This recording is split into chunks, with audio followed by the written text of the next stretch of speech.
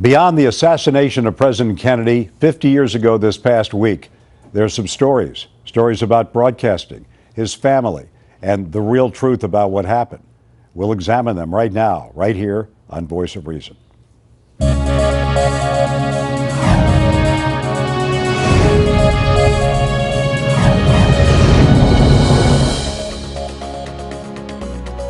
Hello, everybody. Welcome to Voice of Reason. There have been so many programs in the last week and months about John F. Kennedy. We add another one tonight, and this is the anniversary of another ominous act. On November 24th, 1963, Lee Harvey Oswald was shot to death right in that Dallas jailhouse, that municipal court building. And several days afterwards, of course, the nation mourned the death of a president. But there's a lot of stories to tell, and a lot of them that have not been really exposed in the way they might be exposed. So today we have quite a panel of two. A great historian and writer from Philadelphia area, partially in the Philadelphia, Dr. Hal Gullen. It's great to see you. Thank you. Thanks for joining us. And Professor Evan Laine, former attorney who's got quite a project going. He's the director of the Law and Society program at Philadelphia University, and there's a display there representing the archives of Senator Arlen Specter called Single Bullet, and we'll tell you all about that later in the program. But first, I just want to ask you one question. We'll talk first about the act, and later we'll talk about the man. The act has been deciphered and scrutinized through books and theories and everything else, but Senator Specter was convinced that it was the single bullet and that there was only one shooter, and that was Lee Harvey Oswald. Tell us the sequence of the shooting of President Kennedy. There were 3 shots fired, right? Absolutely. Senator Specter, and he called it single bullet, not theory, the single bullet conclusion. Some people called it the magic bullet. Yes, and he would correct them very quickly on that. One thing we know, there were 3 shots. Most likely the first shot missed, and that's what caused Governor Connally to turn to his right when he was sitting in the vehicle. The second shot, which is the single bullet, or some would say the magic bullet, Senator Specter said that that bullet went through the back of Kennedy's neck, actually here, exited in his necktie, and went straight into Governor Connally's back, exiting his chest into his hand. Right. One bullet doing all of that damage, and the third bullet hit Kennedy in the head. So there's the 3 bullets. And that was the finishing bullet. I mean, that was the one that killed him. So basically, also we find out in the last week, and I didn't even know this, that Senator Kennedy, President Kennedy wore a brace. I knew he was wearing his brace most of the time, and that if he wasn't wearing his brace, he might have been able to survive the last bullet. Right. He had Addison's disease, which had been recently discovered, as a matter of fact. And because of mistreatment that he had for the pain in his back, his spine had deteriorated over the years. So he couldn't even stand up or do steps without that. So it kept him in a rigid position up, and had he not had that, he may have gone into Jackie's lap and not been exposed for that third shot. It's kind of interesting, Hal, when you look at the pictures, there's a Bruder film, the famous film, and you hear everything that happened, that when you look at that situation, you realize that all this happened within a matter of seconds, and that the president was shot so badly that the first reporters, and I'll never forget sitting in the newsroom, the first bullet nor flash said, President John Fitzgerald Kennedy has been shot and perhaps fatally wounded. The first reporters actually saw the damage to his head and presumed they could do that. That's how bad it was. And when you look back at that situation, where were you at the time? Well, I'm trying to remember where I was at all these historic occasions. I was listening to the football game when Franklin Roosevelt was killed. I was in the dentist chair in Massachusetts, interestingly enough, and the dentist said something terrible's happened. So in point of fact, I got my information from the dentist, and we didn't know how to. So I didn't see it because I rushed home and looked at television. I was watching television for the next 4 days. I understand you actually covered this. Well, I did. I'll get into that in a moment, but first I just want to ask you, both of you, a big question. At the time of this, there were so many headlines going on about the fact that there might be a Soviet threat and a Soviet conspiracy, and some people look at it today and say, why would they say that? Could you give them a little version of what history was like at that moment? Well, I think there were more people who thought that it was probably a right-wing conspiracy. They were all conspiratorial stories, you know. A right-wing conspiracy, because he was talking now about civil rights, and about actually doing something about civil rights. He was not, he was a pragmatist. He was not a liberal of the Adlai Kennedy type. But I think people assumed it was a conspiracy of one kind or another. And then when they found that the guy who actually shot him was a communist sympathizer, at that juncture, I think they decided, they changed their minds and said, well, this is probably a left-wing conspiracy, not a right-wing conspiracy, but it's definitely a conspiracy of some kind. Now, the senator, till the day he died, defended that theory. Some people scrutinized him and ridiculed him for it. And you are absolutely convinced. And tell us how he went about testing the bullet, because I think that's an interesting story. Well, in our exhibit in Philadelphia University, the single bullet exhibition, we actually analyzed how did Specter get to the single bullet conclusion, as he put it. He was absolutely convinced he was right, and all comes down to positioning in the vehicle. If you actually examine where everyone was seated, in the conspiracy theories, they have Kennedy and Connally sitting just like this, right behind each other. Right. And a bullet coming from behind you can't do that. It can't hit where the damage was caused. But what we did when we built the limousine, which we have in our exhibition, the seats were different. Actually, they were seated like this. Connally was over to the left, and he was down. Right. So that creates a trajectory where the bullet could actually go through Kennedy in a straight line, no magic, in a straight line into Connally. But if you put them this way, the bullet has to turn midair, magic. Put them the way they really were, no magic. And that's what we show in the exhibition. So didn't he test it on some animal or something? He talked about that years ago to me.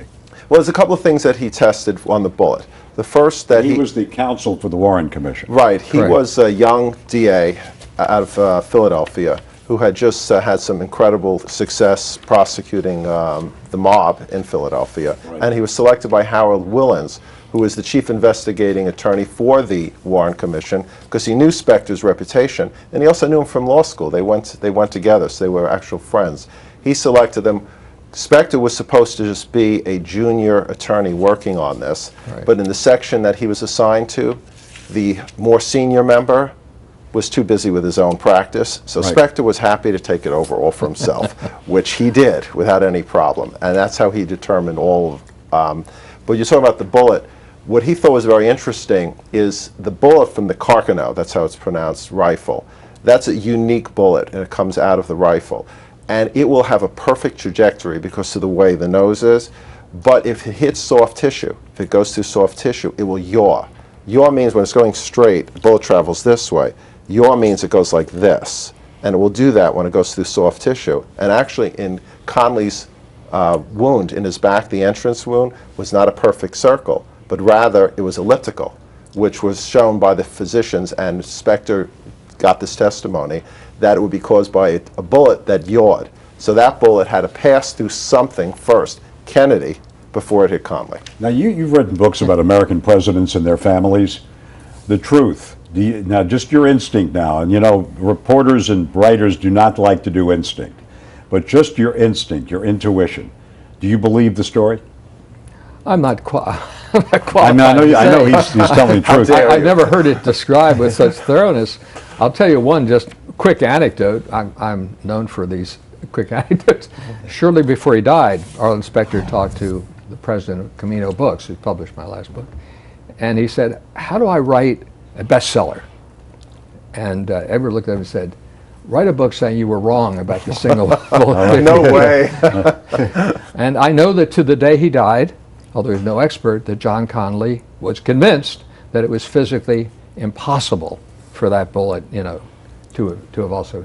But there are a lot of people who had that view, and there are people what are to your this instincts, day. though? Do you think? My instincts? There's two levels of conspiracy. Number one, a conspiracy that involves Lee Harvey Oswald in some way.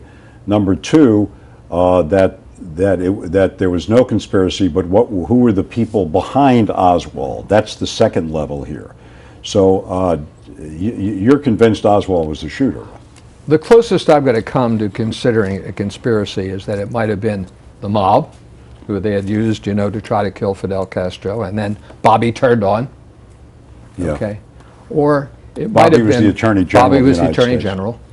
Or it might have been some associates of Oswald who was not the strongest personality, told it. He was the single shooter, I'm convinced of that, but I'm not convinced that he was the impetus that started the whole thing. The very few words that he said after he was arrested and before he was shot by Jack Ruby, the nightclub owner, but one of the words he used was pretty fascinating.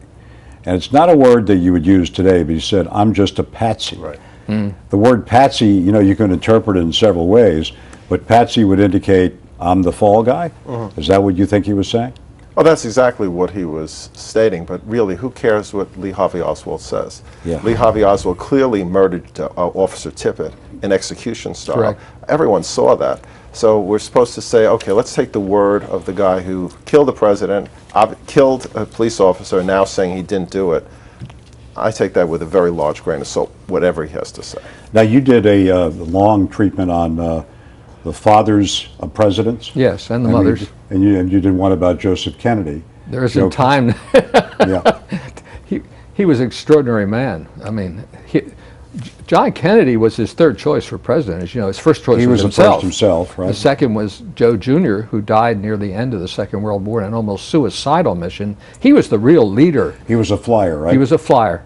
And Joe Kennedy never forgave Franklin Roosevelt, who had come to absolutely detest. He hoped to have replaced him or succeeded him in 1940.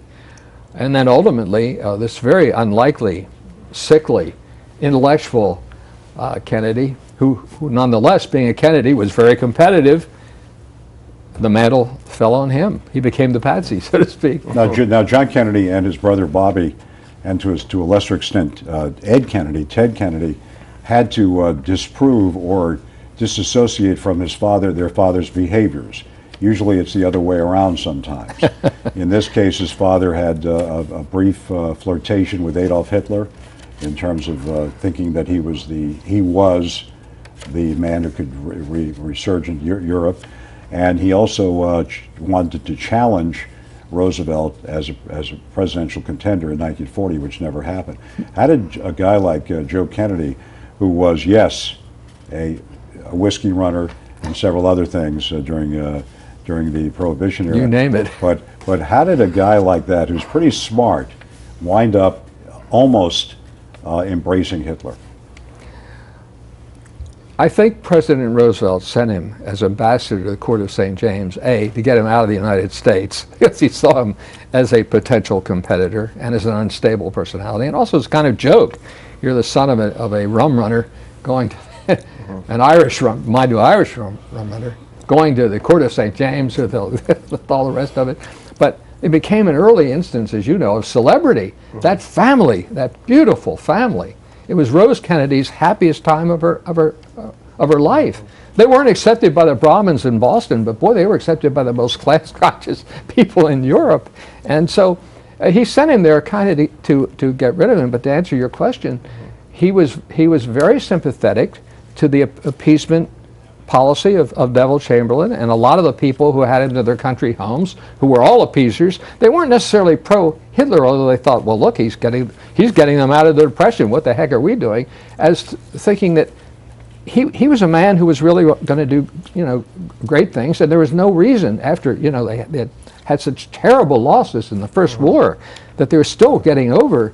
There was no way they ever wanted to get involved again in a war like that, and that they would do anything to stay out of it, and you could do business with a guy like Hitler. Interesting history, and there's also some interesting look back and perspective on the day that changed not only our world, but broadcasting in many ways, and we'll take a look at that right after this on Voice of Reason.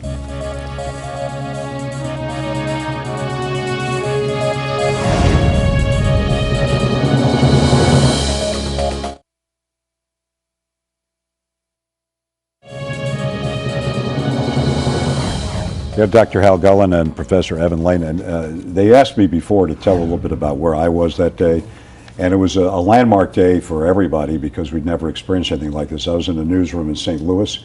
The manager and the station, the whole station management, and all the other news people went to a lunch to celebrate their ratings, and I was the youngest person there. I was 21, and the story broke with that horrible bulletin. I didn't know what to do. I was shaking all over. I went to the DJ, he played one more song, and we broke in and stayed on for about an hour and a half. And I'd never been in a situation like this before because I'd just never been on the air that long. And I reached for an almanac, and several people in the station helped find things from encyclopedias, and we didn't have the kind of technology that we had, and a young lady helped rip the wire. And as I was reading the story, the gravity of it just sort of was sinking in, and I tried to call out, but you couldn't get out. To show you the type of day it was in America, this was 12:30 to 1 o'clock Central Time, 1:30 in the East. You could not make a phone call for about 4 or 5 hours. That's how jammed the phones were. People couldn't believe it. And finally, we had a little meeting during a break, and one of the engineers had discovered funeral music from the 1940s when the death of President Roosevelt occurred. And the same station had this music, and we started running that in between our reports. It was an incredible couple of moments because we didn't know, and try to remember this, try to think about this, everyone. We didn't know what was going on. We thought that perhaps, and you mentioned after Oswald was identified, we thought perhaps it was a Soviet threat. There was fear of an attack on the United States. There was all kinds of philosophies going on.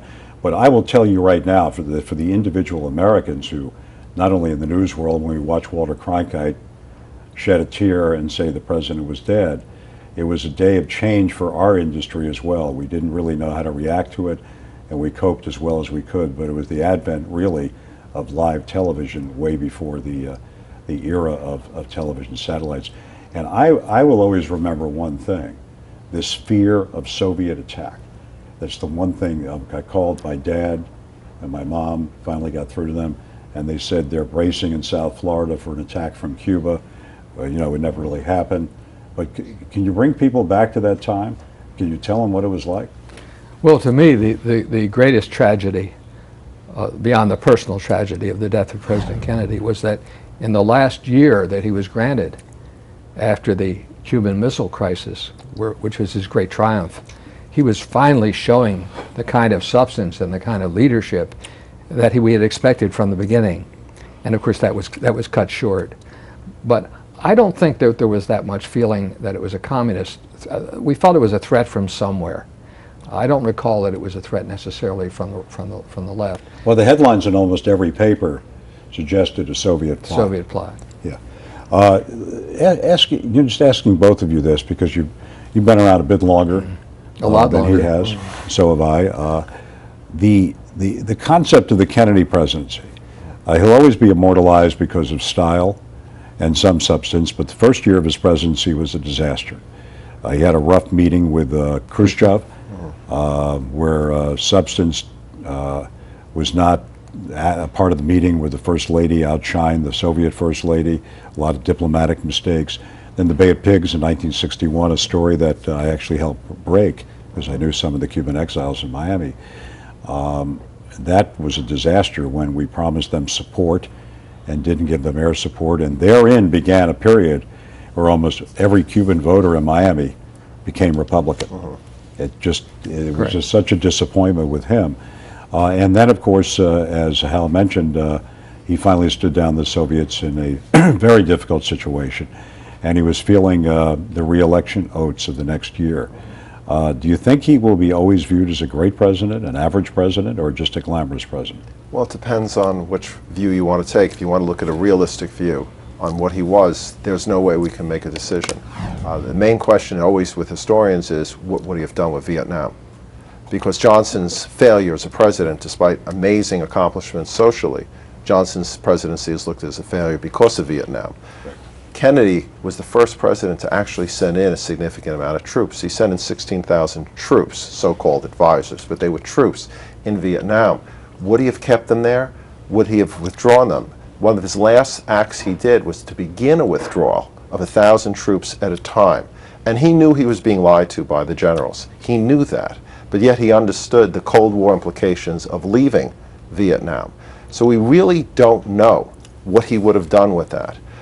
Would Vietnam have been the same albatross around his neck as it was with Johnson? We don't know. So realistically, we can't judge what kind of president he would have been. One of the reasons that Vietnam was such a disaster in the minds of many, although not the ones who served during that era, I should point that out, was the fact that we had a draft, which we don't have today. And it's a lot easier for presidents today to engage in activities to protect the nation with an all-volunteer army, isn't it?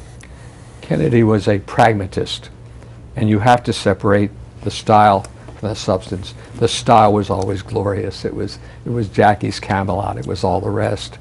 The substance only really came to the fore if you consider those two pivotal junctures, the Bay of Pigs catastrophe at the beginning, and then the meeting with Khrushchev where he was humiliated, and then with only a year to go, this tremendous triumph, the Cuban Missile Crisis. And from that year, for the rest of his presidency, he was profoundly successful. And I would surmise, pardon me, although we haven't time to go into it, that he would have had a very, very different view as a pragmatic president than Johnson did about.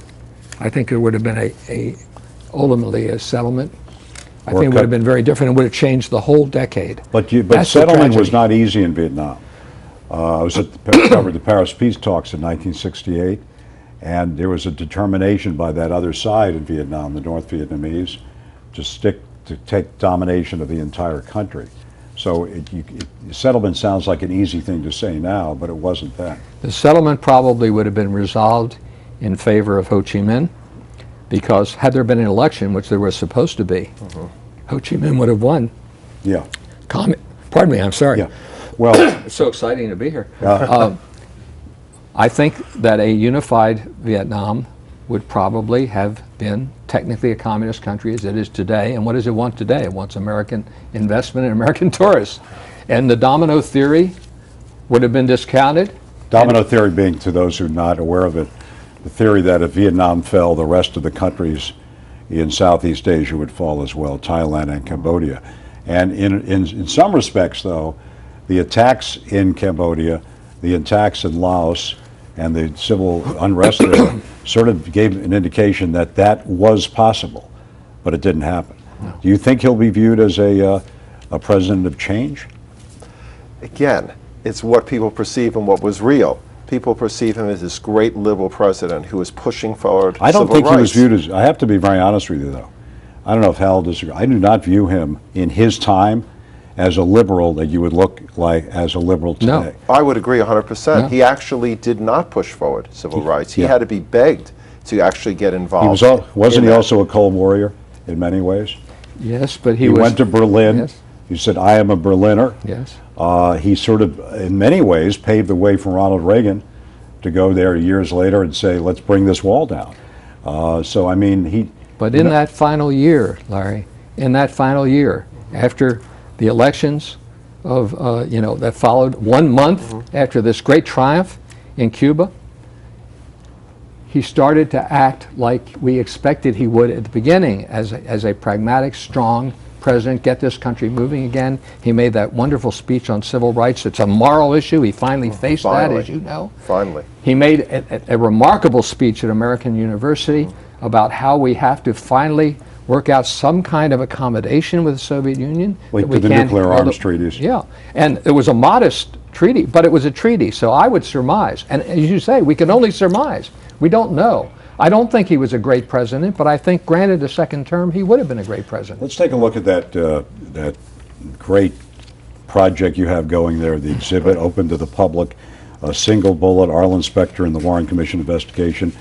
Tell us a little bit about it. It's open till April 11th. That's correct. Of next year. And if you want more information, we're going to give you the information in a second. It's 215-951-0489. And the website is Specter Center at philyu.edu. So take a look at that because it's a long, long website. And you can also search it as Philadelphia University and Specter Center. So tell me about this. What are people saying about it when they walk through? Well, first about the exhibit itself, which makes it special, is that we took students and their teachers, professors, from the graphic arts people, the architects, and the history people in my department. And we all got together and put this out as a collaborative effort, which was an amazing thing to do, just getting all different points of view. What people feel most emotional about is getting in the limousine. We actually rebuilt the limousine according to spec. It's exactly the same size as we call it the ghost vehicle.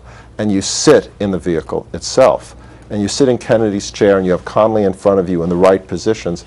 And the people who are a little older than me who experienced it actually become very emotionally moved sitting in the seat. They relive the moment of Kennedy dying. And it's even our college president, Dr. Spinelli, when he got in the seat, he was overwhelmed. He said, "Wow, I'm reliving it." So older people react that way. Younger people think it's just interesting because they don't have that same emotional Well, go see thing. it. It's a moment in history, and certainly both sides are covered in this controversy when you get there. Professor Evan Laine, Dr. Hal Gullen, thanks for joining us as we remember and try to get some answers. Good night.